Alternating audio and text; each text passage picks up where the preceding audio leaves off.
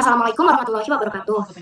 Perkenalkan kami dari kelompok 9. Pada mata kuliah literasi data dan AI kali ini kami akan mempresentasikan tentang analisis data perbandingan jumlah bencana alam yang terjadi di Indonesia.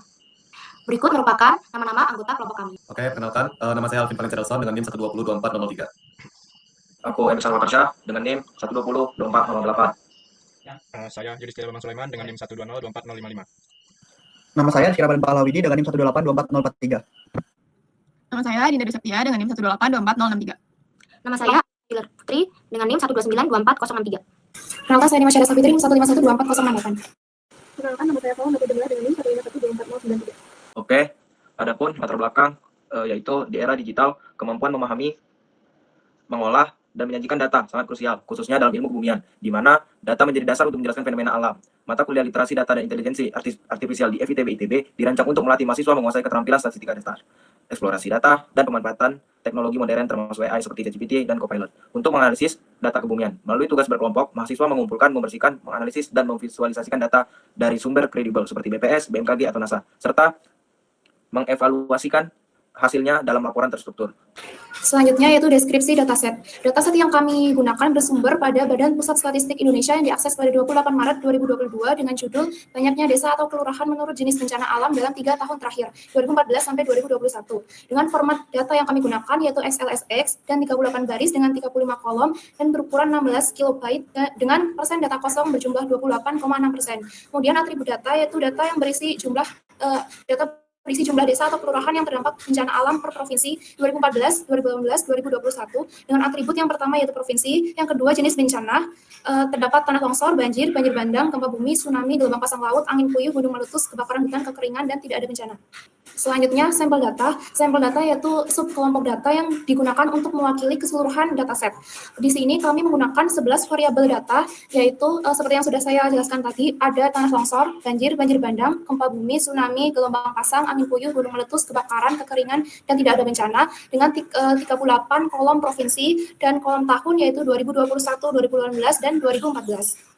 Karakteristik data. Pada karakteristik data mengandung beberapa variabel, yaitu terdapat variabel provinsi, yaitu wilayah kejadian bencana yang mempunyai kategori nominal. Yang kedua ada variabel jenis bencana, yaitu dengan klasifikasi tipe bencana yang mempunyai kategori nominal. Dan yang terakhir ada variabel nilai per tahun, yaitu jumlah bencana dalam setahun yang mempunyai variabel diskrit. Lalu ada data cleansing. Data cleansing adalah proses pembersihan data dari nilai-nilai yang tidak valid, hilang, atau tidak konsisten agar data siap untuk dianalisis.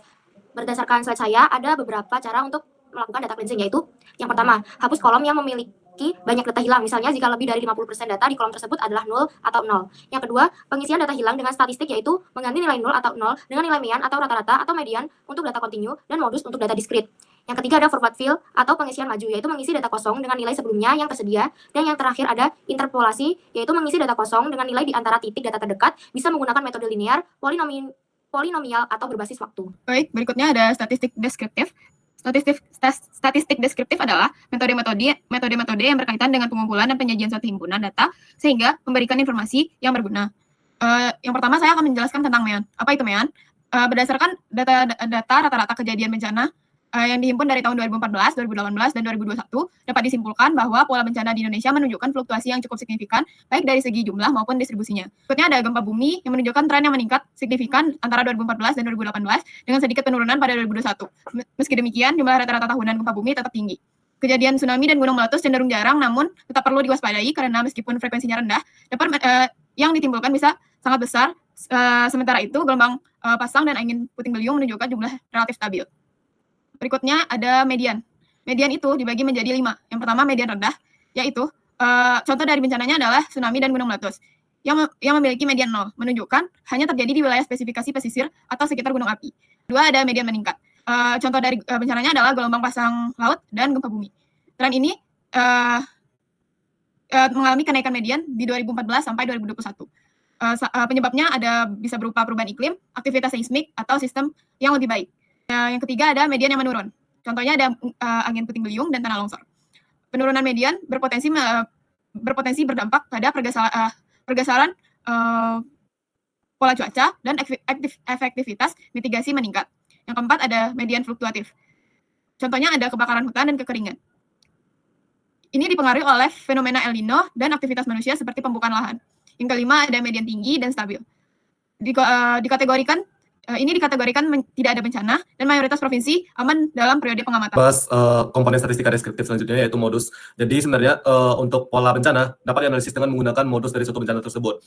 Yang pertama itu adalah modus meningkat, yang artinya apabila modus meningkat yaitu suatu bencana itu makin umum terjadi dan tersebar luas. Contohnya yaitu pada bencana banjir pada tahun 2014 modus tercatat yaitu 58, sementara pada 2018 modus tercatat yaitu 584. Artinya bencana banjir merupakan suatu bencana yang semakin umum terjadi.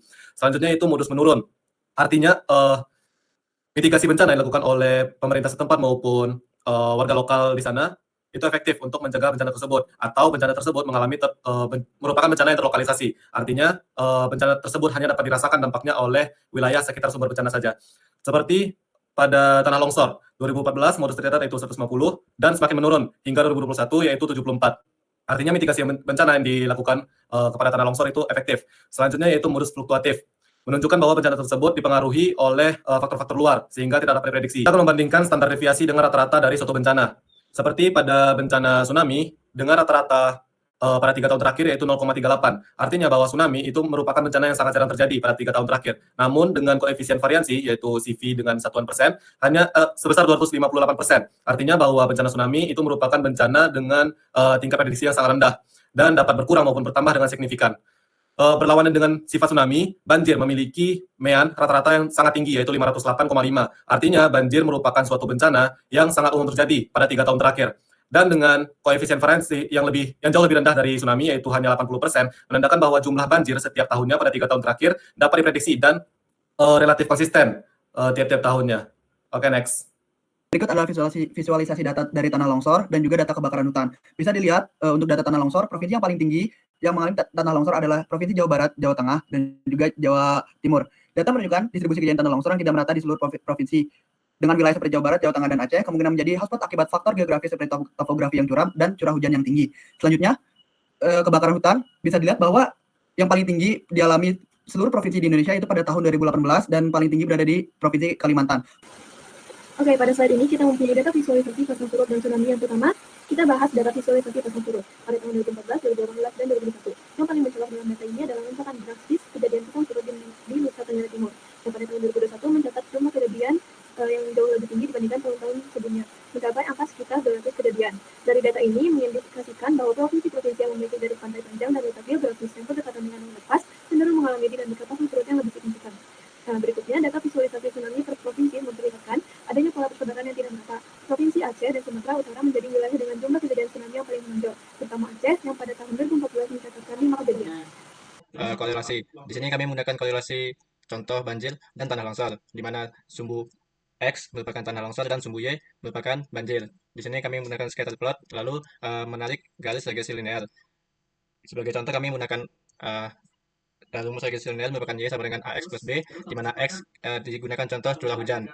Dan 1,124 merupakan kenaikan sumbu Y terhadap sumbu X, yang berarti setiap kenaikan satu bencana tanah longsor akan berpotensi 1,124 potensi bencana banjir. Lalu 10,878 merupakan awal mula pertemuan sumbu tanah longsor dan banjir. Dengan mengalikan 1,124 dikalikan 5 menghasilkan 5,62 ditambah 10,878 dan menghasilkan nilai variabel terikat Y sama dengan 16,498. Lalu koefisien determine. Koefisien determine merupakan korelasi antara titik-titik dengan garis, yang berarti semakin dekat titik dengan garis maka koefisien determine akan semakin besar. Di sini dapat terlihat bahwa titik mendekati garis, yang berarti koefisien determinnya sangat besar, yaitu sekitar 0,978 atau 97,8%. Hal ini menunjukkan bahwa 97,8% banjir dan tanah longsor berkorelasi dan 2,2%-nya dapat dipengaruhi oleh faktor lain. Baik, dari hasil analisis yang data kami lakukan, kami menggunakan teknik eksplorasi data berbasis statistik deskriptif dan visualisasi grafis. Hal ini bertujuan untuk membantu membaca pola dan memahami data secara lebih menyeluruh. Kami juga melakukan analisis hubungan antara variabel dengan menggunakan uji korelasi dan regresi linear. Untuk memperkuat interpretasi, kami menambahkan scatter plot. Selain itu, kami juga memanfaatkan generatif AI untuk pembuatan kode Python sebagai pendukung pengolahan manual di Excel. Nah, untuk meningkatkan kualitas analisis, kami sarankan menggunakan data yang lebih lengkap dan detail, serta pembersihan data menyeluruh untuk meminimalkan bias. Validasi hasil generatif AI juga perlu dilakukan secara manual untuk memastikan akurasi dan relevansi data. Terakhir, validasi hasil dari generatif AI harus dilakukan secara manual untuk memastikan akurasi dan relevansi output yang dihasilkan. Demikian presentasi kami mengenai analisis data perbandingan jumlah bencana alam yang terjadi di Indonesia. Terima kasih atas perhatian dan kesempatan yang diberikan. Kurang lebihnya mohon maaf. Wassalamualaikum warahmatullahi wabarakatuh.